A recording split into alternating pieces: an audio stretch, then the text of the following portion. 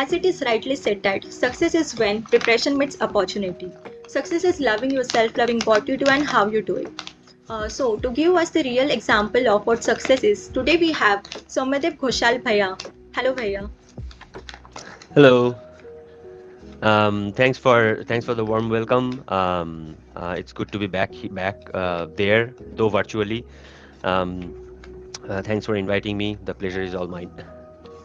Thank you so much for joining us today. So, Soumyadeb Bhaiya has grabbed a placement in buzzing heart of tech innovation, Microsoft, as a software engineer at Washington, US. So all of us are very eager to know about your journey. So before we get into the nitty gritty of your success, could you give our viewers some sneak peek into who you are, what are your hobbies and interests?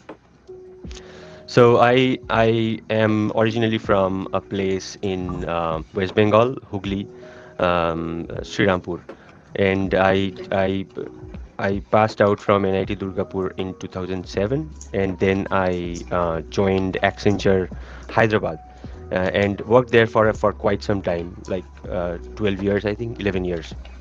Before I was perfectly happy there, happy in India, but then I had to move to US. I had I had something to take care. I had to move to US for Accenture, and then after coming here I figured out that there is a big opportunity in front of me, to join any of the so-called MAANG. It's though Microsoft is not part of MAANG.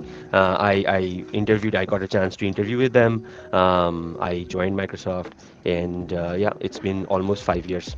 Um, if you talk about my hobbies, I am an avid runner. I almost run every day. I love music. Um, I have been playing an instrument on and off from my childhood. Yeah, music and running. Okay, nice. I'm a runner too. I run Oh, awesome. away from my problems. Okay. Okay, that's great. So let us get started. So, Sure. what advice would you give to the recent college graduates who are navigating the job market and seeking employment in your field? So this is this question has two different flavors. Like for an example, right now, the students who are coming out of the college, there's a huge gap between the year that when I passed out and the people who are passing out now. It's almost a generational gap, right? I mean, Yes. I passed out in 2007, when probably some of you were born. I don't know. I mean, my experience in this field is almost equal to one of, I mean, some of your age. So it's the way we used to prepare probably is completely different than how you prepare now. Um, but at the same time, what I feel is, if you stay hungry and foolish, if you stay inquisitive, if you know what you are doing rather than just mugging up few problems or few techniques, it's really important to understand the logic at the base of it. That's what college prepares you for, right? I mean, you will never be a finished product or polished product by the end of your college. You will need to carry on with your search, or with your education further, so Yes, that definitely. you can get a job in your dream company, or in any of the companies. It doesn't matter, it's a brand or something at the start of your career. Okay. So, Bhaiya, like landing a gig at Microsoft is a major achievement. So, could you share some inside scoop on those pivotal moments that shaped your journey? Yeah, it's a big moment for my journey, I mean, in my journey, but I got a chance, not that everybody gets this chance, but I do not have a formula. Like you do this, and you get a job in Microsoft. I don't think anyone can give you a formula like that. Of course, you can search for, nowadays the job search is easy and difficult both. And there are a lot of platforms where you can get the job postings. You get the link through which you can actually apply for the job. Now, after getting into these companies, what I figure out that they also have their own process to screen the candidates. So again, it's the same thing. Like if you are hunting for something, uh, if you want to get into a company, you can, like for an example, in the LinkedIn, I get to see the job postings in LinkedIn. I get to see who is the hiring manager. You can directly get in touch with the hiring manager through LinkedIn, or you can post that I want to get into this company, or I want this role. If anyone is interested to hire a person, I'm a great fit. You can advertise yourself, which I never did in my days. Probably none of us could do that because we didn't have the platform. So nowadays you can do that as well. So probably you should figure out where you want to go, and then you can hunt for that job by just reaching out, and then showing off your skills through different. I mean, you can probably uh, solve some problem and post your experience in the LinkedIn, Yeah, which definitely. probably will get noticed eventually. Yes. So, Bhaiya, how did your college education and experiences prepare you for your current position? So if you think properly, I mean, if I think properly right now, whatever I am doing, nothing was in my college curriculum. But what college does, college prepares you for the basic, as I told you. So if you think like how I am working in a team, is the same thing like what you are doing right now. You are taking help from so many people around you right now to conduct this interview, right? So that's working Yes. in a team. That college prepares you for that, how to navigate through a challenging situation. Like for an example, if you are having a trouble with this recording, you are figuring out how to make it work somehow. So how I when I'm addressing a crowd, if I am not saying the popular words, if I am not saying what they want to hear, how to navigate those situations, how to navigate the adversaries. So these are all soft skills, but these are all things which college actually prepares you for. So I got, of course, I academically also I got a lot of help from the teachers, from my peers. But the main thing that I got from college is this teamwork, uh, great pool of friends who helped me later on in my journey in the professional world. Okay, so you definitely must be missing a lot of your friends who are in Yeah, India of right course. now. Okay. So Absolutely. Bhaiya, would you like to share some memorable experiences you had in NIT Durgapur during your college years? There are a lot. I mean, I used to, first when I went there, I didn't get hostel accommodation. I was in Sharodapalli in one of I mean the PGs. That was also very memorable. I never used to figure out how to walk from Sharadapalli to college from the back. I always used to tag along with someone who would take me to the college, because I could never figure out. I mean, it was always like a bhulbulaiya for me. I could never figure out from how to navigate and reach college.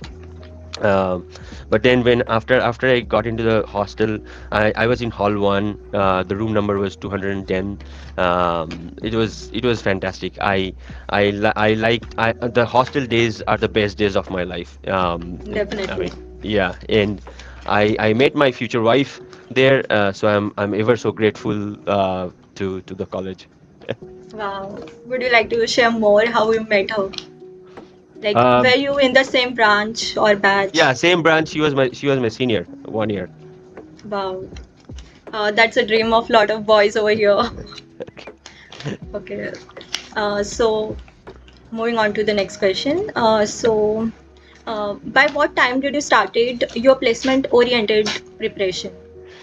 So if you think like I was in so from third semester because my course was of 6 semesters, right? So the third semester onward, because my companies came in fourth semester, and I started in third semester, and then yeah, I was never a very serious student. I was I was not a bad student, but I was not a serious student to follow a structure or pattern. But yeah, along with all my peers, I prepared myself for the placement, of course, and the very I was very lucky to get the job on the first interview, so that I do not need to gruel again and again. And I was lucky, but I prepared for it. So from third semester, we all actually started preparing for this placement. Okay. So Bhaiya, how did you manage the transition from college to the professional world? It took some time for me, because I got the placement from I got the job from the college, right, campus. So as soon as I got out from the college, I went into a training program for my company, and that training program took like 2 to 3 months. That's almost like another college experience where you study and sit for exam, and once I mean, you have to pass that exam to get into a project. So that first 3 months were like, again, college. Only the difference was I was getting paid for it. Um, but after that, once you get into a real project, you have a real customer or client for whom you work. That's the time when you become professional, when everyone expects a certain amount of work product from you each every day. Then you figure out the gravity of it, and you become a true professional. I mean, it takes time, but yeah, once you get into a proper project to work on, for a client who you are billing, you become. I think you have to become a professional that time. Like, what is the importance of internships and projects for creating a job profile for a company like Microsoft or Google? See, internship is very important. I did internship in Accenture Mumbai. Okay. I learned a lot from there. I still don't know. Whatever I did there was for an external customer or for internal to my to Accenture, but whatever I learned there, it really stuck to me for quite some time. Um, in any company, it doesn't matter if it's Microsoft or Google. In any company, if you do internship with the professionals who are around for 8 to 10 years in that company or in the field, they I mean, you get a lot of experiences from them, which is really important for you to get during your college days, which is absolutely invaluable, I feel.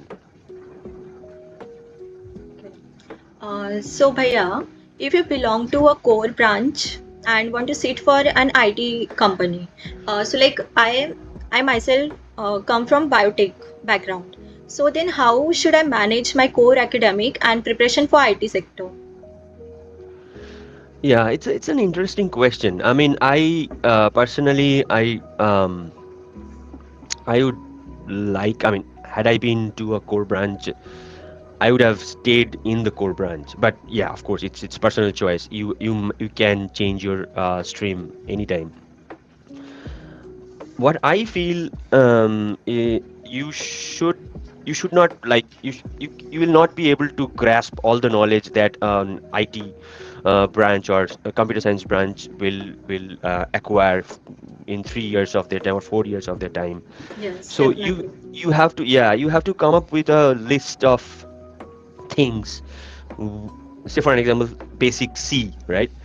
Language C, data structure, algorithm. They are the base of our field. So if you can grasp those knowledge, and if you have a certain amount of maths, the base of mathematics, I think you should be good. You cannot read everything, but you have to have those three things, four things during your placement preparation, along with your core branch subjects. Don't you like your core branch? Yes, I do. Like, I will be going for the core only, but there are a lot of my batchmates who are opting for IT sector. Okay, yeah. I mean, that's Yeah. personal choice completely, but yeah, Yes. I feel like if you have chosen your core branch as your first love, then you should stick to it. Why not, Yeah, right? definitely. Yeah. Rightly said. So, Bhaiya, as the market is blooming with new cutting edge technologies like AI, machine learning, quantum computing, so what are the must have skill sets for an engineer to survive in this industry? Um, See, you said survive. I wouldn't say that word, because when you're surviving, I really don't know if you really love that field, or you are just surviving because you need to have a job. I understand job is very important. I'm not undermining the importance of a job, but you have to love the field to grow old in that field, right? I mean, if you want to have a 15, 20 years of experience in a certain field, at certain point in time you have to love that field. So if you want to love that field, say for an example, computer science, you these are buzzwords. The one that you said, the skills that you talked about, AI or machine learning or quantum computing, they are buzzwords right now, but this field is ever changing. So as long as you have your basics right, and you are inquisitive, you are curious, you can learn new thing, you love what you do, I think you should be able to love this field and also flourish in this field rather than just survive in this field. Okay, like there is a fear among the youngsters right now, like their job will be taken by AI. So, question was in respect to that. Oh, I see. I don't think so. I mean, see, after all, we are human being. If you say that, what I feel, I mean, it's helping us a lot. All these AI or Chat GPT or whatever technology you say. Like I'm using right now during my coding. Right, yesterday only. I was doing something, and I used GitHub Copilot. We use GitHub Copilot every day, so it helps us with our coding. And you have to take the help. You cannot think like it will do the coding on behalf of you. It will help you do the coding. After all, it's your responsibility right now at this time. It's your responsibility to deliver a quality work product. I For an example, when I started coding, I started working for a company.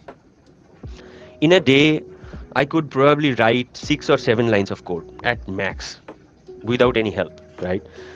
But now, with the help of this GitHub Copilot or whatever Visual Studio extensions, whatever we have, or code extensions, Visual Studio code extensions, I can write 200 lines of code. I mean, really good code. Not like I just wrote some garbage and then refactor it again later on. I can write really good amount of code in one day today because of the help I have. So I can build something really fast now, but I at the same time I do not feel like I can be replaced by that particular tool. In future, what will happen, I don't know. But right now, what I feel, I can take the help from the technology and can build something really rapidly. So, would you like to highlight any specific area which is mostly neglected by the students, but it is very significant when it comes to bagging a good internships or placements? Um, Neglect. I don't know if hmm. So when some employer actually looks, I mean, some employer interviews someone, I think they look how you approach a problem. Say if they give you a problem to solve, I don't think they always expect that you will solve it completely. So if a problem has 100 test cases against it to run, if you solve that problem, probably not all 100 will pass, but they will check what the approach you are taking. If you are taking an approach which is simple, which because solving a problem simply is very difficult, right? So they will check if you are going round and round and making it complicated, then probably they will give you a hint how you are taking that hint. Are you able to understand the hint or not? So they look into these rather than checking like how theoretically knowledgeable you are. They probably will never ask you a definition of something. They will never ask you probably definition of inheritance, say for an example from oops concepts. They probably ask you to implement something, or solve a problem which you can solve through inheritance. So what I'm trying to say is, always, I mean, try to solve problems. You have a lot of platforms now which you can use, like lead code and all. They are not everything. So what trying to say is, try to solve problems, try to work in a team. That is also very important. They also will check how you gel in a team, right? Because that's super important to work in a team in a corporate environment. So I Yeah, think definitely. when you're a student, like how you are doing now, work in a team, taking help from others, helping others to complete their work, they're very important as far as I understand. I understand. Yeah. If you could go back and change one thing about your college experience, what would it be? Um, I should have enjoyed more. I should have enjoyed the hostel life more than I did. Yeah, definitely. I should have stayed back in hostel during our holidays, not going back to my home, or during the weekends I traveled back to home. I should not. I should have stayed back in my hostel. I do not have any other regrets. What stands out to you the most when you think back on your college years? Um, what you miss the most after passing from NIT? Yeah, same thing. Life in hostel. I mean, you all should enjoy it to the fullest. It will never come back. I mean, after 10, 20 years, you will feel like, wow, what I miss now, and what life I led that time.